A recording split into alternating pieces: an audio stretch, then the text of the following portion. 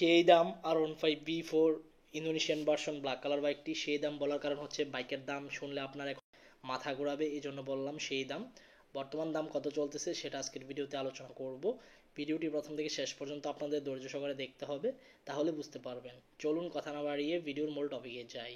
আসসালামু আলাইকুম guys, it's me Arman Sarwar. আজকের ভিডিওতে কোন ব্র্যান্ডের বাইকের সম্পর্কে কথা বলতে যাচ্ছি অলরেডি থাম্বনেল বা টাইটেল দেখে বুঝেই গেছেন নতুন করে কি বলবো।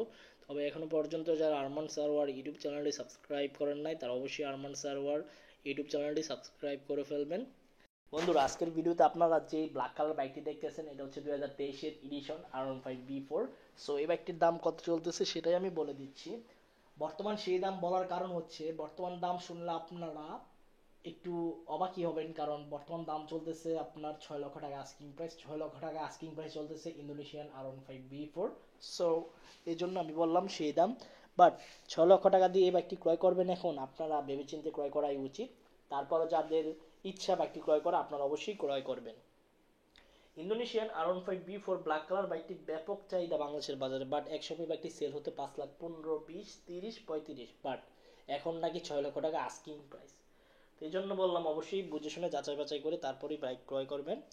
আর ইন্দোনেশিয়ান বাইকের বিল কোয়ালিটি পারফরমেন্স কেমন সেটা আপনারা সবাই জানেন, আমি নতুন করে বলতে চাই না। তো আপনারা অবশ্যই জানেন। আর টায়ার সেকশনগুলো খুবই ভালো, টু গুড বলা যায়। বাইকের ডিজাইন, লুকস, আউটলুকিং, ফ্রন্ট লুকিং খুবই অসাধারণ। আর লাইটগুলো খুবই আপডেট করা হয়েছে। আর চেঞ্জ পকেট, যেহেতু ইন্দোনেশিয়ান ভার্সনের চেঞ্জ পকেট সেট, এটা আসলে খুবই ভালো মানের, উন্নত মানের চেঞ্জ পকেট।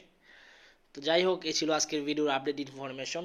যদি ভিডিওটি ভালো লেগে থাকে তাহলে অবশ্যই লাইক বাটনে লাইক দিয়ে দিবেন। দেখা হবে ইনশাল্লাহ পরবর্তী ভিডিওতে।